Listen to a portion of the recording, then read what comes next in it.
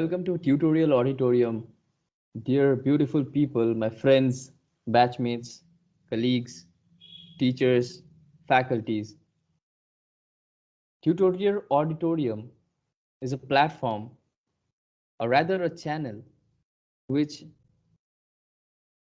I and with my other colleague have come together to develop this channel. My name is Swavik Adhikari and the other manager is Adrija Paul. We together thought that why not create a space where people can learn easily about certain topics so that they can easily gain the right proportion of knowledge. I mean, knowledge in general, there is no actual proportion as each topic may differ, but here we will try to cover each and every domain possible. We welcome you all to this channel and we will make sure that you people have a happy learning. Today's lecture is about basics of marketing. This subject is generally for the MBAs in the semester 1. As you can see, it's written SPPU pattern. The full form of SPPU is Savitribai Phule Pune University. This pattern may differ from different university patterns, but overall the concept remains same. So without further wasting any time, let's jump into the learning process.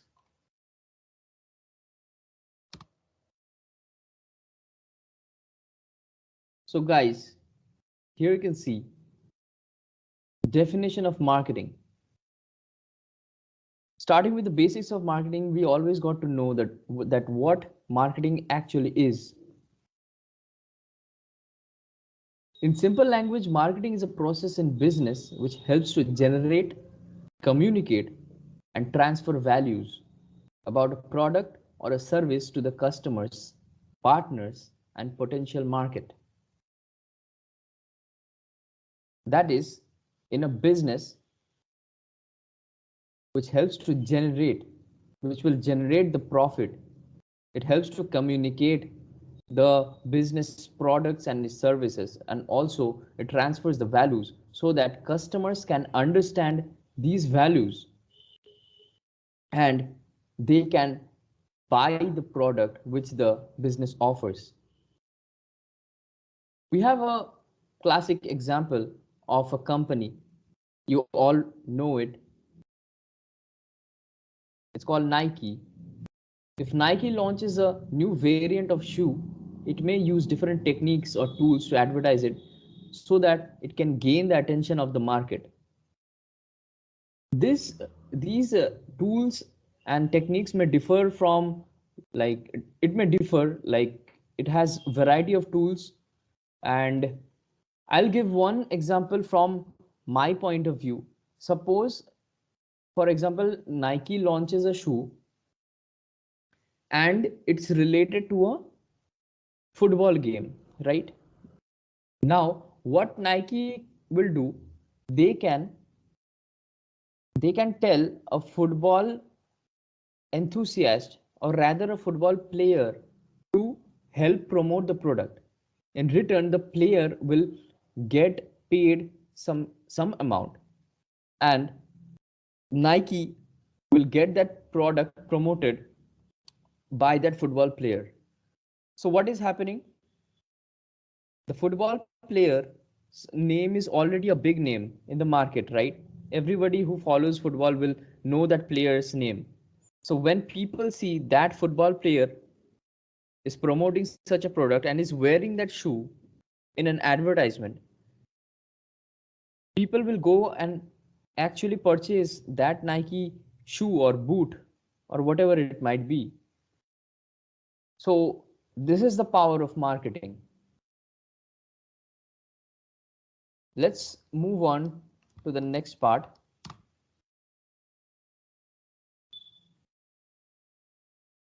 Functions of marketing. Let's pay attention to different functions of marketing. The first point is written gathering and analyzing market information. What does it mean? It means what customers want, how is the market condition, what's in demand, what's the price, quantity, etc. We always got to analyze the market. We got to understand the customers. What is the price? What is the right price? What is the right quantity? What's in demand? What's not? The next point says marketing planning. Marketing planning is always required to achieve business objectives. Without a proper plan, any business will fail. The third point, product design and development. The company whose product is better designed sells more. Exactly.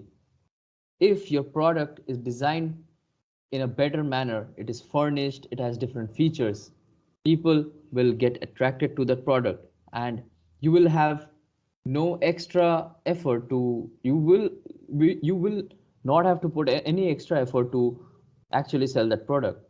People will like it, people will take it. The next very important point, standardization and grading. Now, what is standardization? It refers to determining the quality, color, shape, etc. of the product. In standardization process, samples are being provided to the customers to get a proper understanding of the liking or disliking of the product or what they actually want. On the other hand, grading refers to products having similar characteristics placed categorically according to customer preference. It means, suppose, for example, I'll give one example. Suppose A, B, and C uses 3 different toothpastes, right? Now they have different taste, that's why they use different toothpaste. So but the toothpaste they use, like each of them use, they do the same, it has the same functioning, but still they prefer that brand. Each of them has a different preference, different choice. This is known as grading. Next we move on to packaging packaging and labeling. Packaging, as we all know, avoids damage to the product. Packaging can be in the form of a bottle, it can be a can, plastic bag, wooden box, etc. On the other hand, labeling refers to the slip attached on top of the package, which contains all the details of the product and the producer. It is present either as a cover or a seal. You will often find when you receive any product from platforms like Amazon or Flipkart, it gets delivered to your door and you will often find a slip there mentioning your address too, and also about the product, about a little bit about the company, like from where it comes, from which address to which address it has been delivered. So this is known as labeling. Moving on, what is branding? It refers to a special identity of a particular product. Now, the concept of branding is actually very huge. We will cover it in the upcoming sessions. For now, you got to know that even a local product of a local shop can become a brand with the right movement, with the right target audience. Brand actually takes time to establish. Here we see a brand can be registered as official after getting a trademark. For example, now as I took Nike in the first place. Suppose we take example of Adidas. Now everyone knows the logo of Adidas, how unique it is from the others. Adidas do not need to promote any other thing or write any other extra thing to the product. The logo itself says a lot about the product. So that is a brand where people recognizes it just by seeing it and knows the value of it. That name Adidas has created its own value in the market, and it has its own trademark, and hence it is an official brand. Moving on.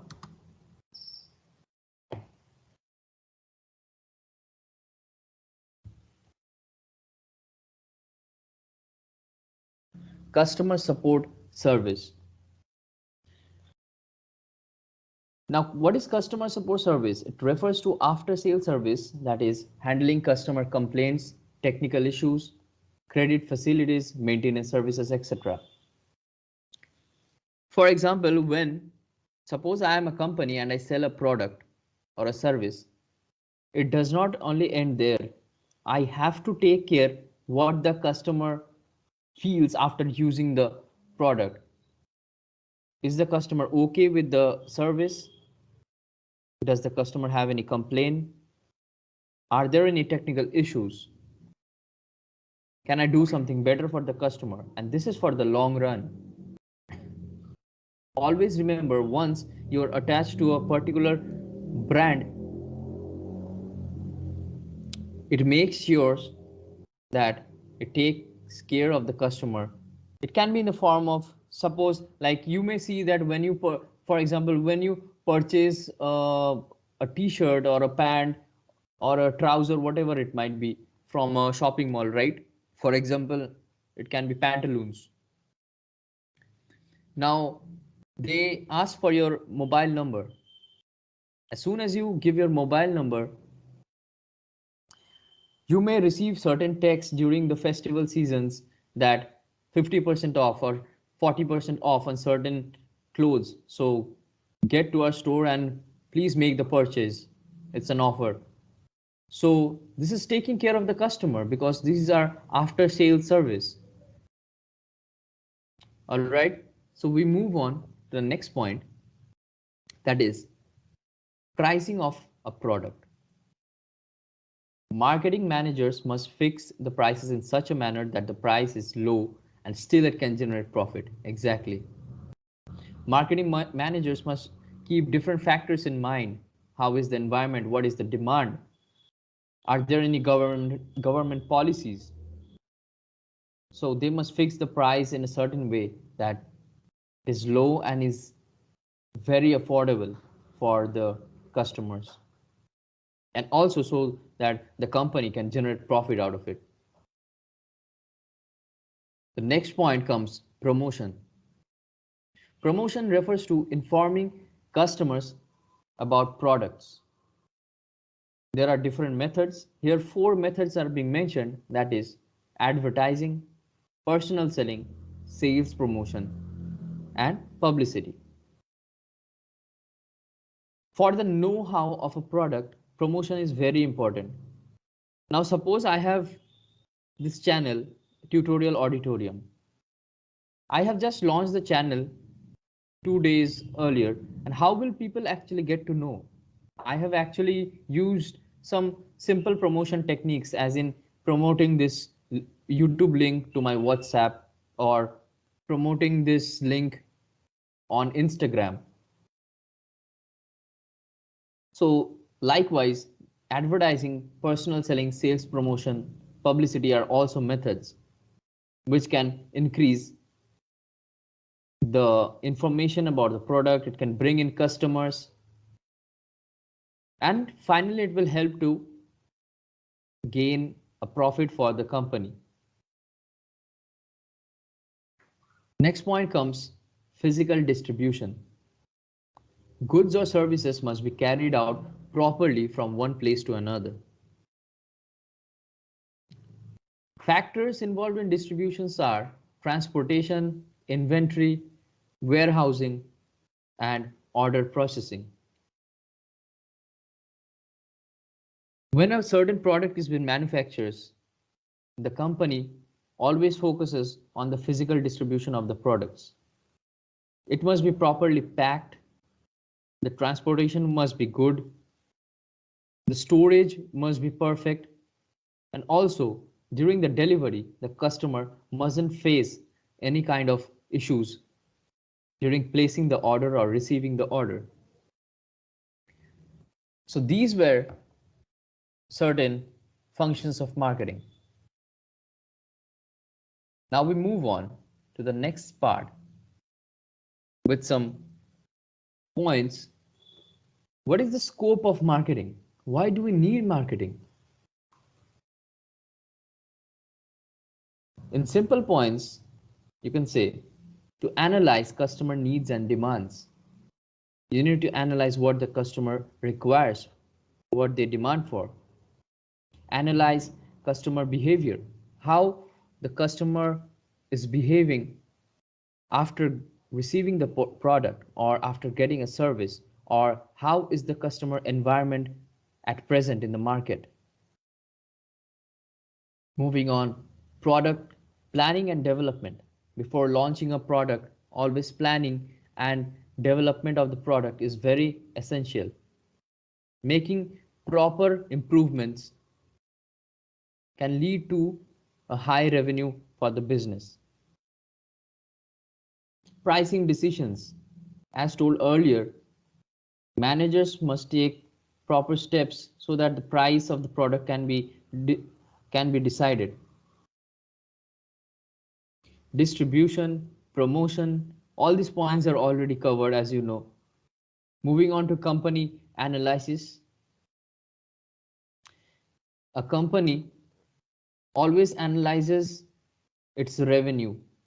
What is the cost? How much does it take for the cost of the employees, the infrastructure? It also does a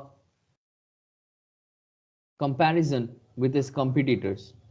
It helps the company to improve on certain parts. Finally, there is competitor analysis. A company, when established, keeps an eye in the market of the competitor or the rivals, what they are doing, how they are doing, when they are doing, and why they are doing. Understanding each and every environment is very essential for a company and its long run in the market. We move on to the next part. Evolution of marketing. How has marketing evolved from a traditional approach or a basic approach to a digital approach?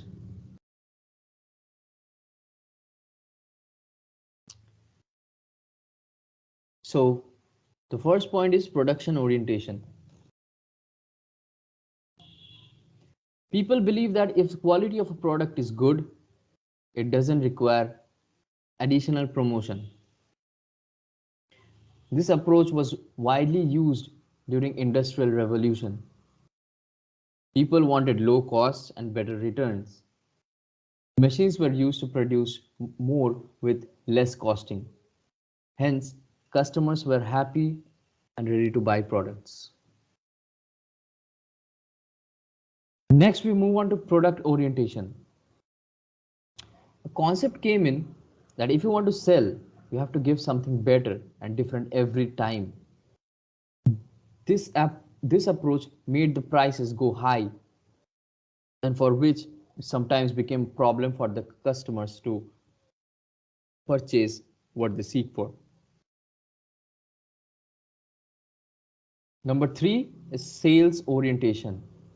What happened in the late 1920s is, due to world economic crisis, the perception changed. Now people started to focus on how to sell a product or we can say on advertising more than just producing good quality. Moving on to customer orientation. In the 1950s, the customers were in focus. Marketing campaigns grew at this time, and businesses became more aware that these campaigns gained a lot of trust in the customers. The fifth point is social or societal orientation. During this phase, marketers and business owners started paying attention towards the environment. Consumer welfare came into play, where the focus was to provide a pollution-free environment. Even today, we see green marketing in action, as it is a classic example. We will wind up with the evolution of digital marketing. During the 1990s and 2000s, digital marketing took over traditional marketing. Usage of the internet was growing, and reaching targeted audience became easier. Content marketing, SEO, and other digital tools were explored, and search engines got smarter day by day. Digital marketing has not only helped with the growth of the businesses, but it has also provided immense employment opportunities. In this lecture, we have covered several topics, starting from the definition of marketing. Then we moved on to the functions of marketing, which is a very important part. Then we learned about scope of marketing. And finally, we looked how marketing evolved from just looking for the quality of the product to focusing on advertisement and digitalization. So guys, here we'll wind up the session, and I hope to meet you all in the next lecture.